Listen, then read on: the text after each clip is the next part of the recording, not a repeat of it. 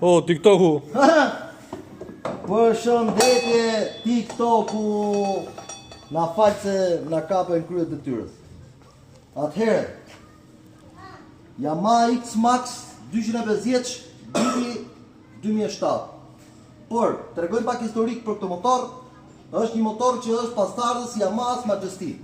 Yamaha Majesty 250 që ka zanafill në qyna vitin 1997.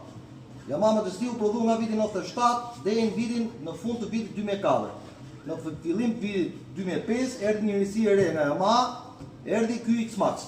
Erdhi në formën e një maxi skuteri me cilindratën 250 kubik dhe 125 kubik. Realisht modeli i parë i këtij motori doli me karburator. U prodhua vetëm një vit nga viti 2005-2006, një motor që nuk pati fare sukses me serinë me karburator të këtij lloji motori, sepse qëlloi shumë problematik në pjesën e paketës elektronike, në pjesën e ftohjes të radiatorit e në shumë elementë tjerë. Pastaj seria në vitin në fund vitit 2007 vjen seria e këtij motori me injeksion.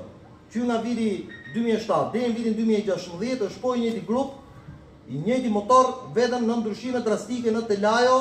Seria tjetër e X-Maxit na vjen nga viti 2010 vitin 2013 dhe pastaj 2013-2016 edhe pastaj modeli i ri 2017-2025.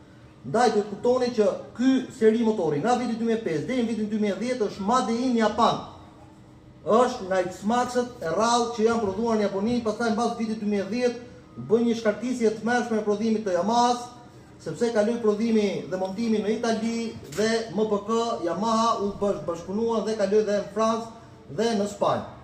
Ndaj që ndryshon vendet e prodhimit, ndryshon vendet e origjinës, edhe cilësia normalisht me ndryshimin e vendeve të origjinës shkon sipas cilësisë të vendeve ku prodhohet.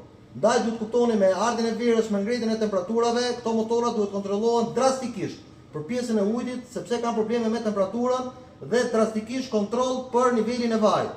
Çdo 10 ditë, 15 ditë për ujë që bëni 30, 40, 50 km në ditë, duhet ta kontrolloni këto motor të gjithë serinë e Yamaha X-Max për vaj, sepse janë motore që kanë shumë xhiro, arrin gati nivel maksimal xhiro 8500 xhiro në minutë, ndaj që duhet kuptoni që një motor që ka kaq shumë xhiro ka një konsum të lartë vaj.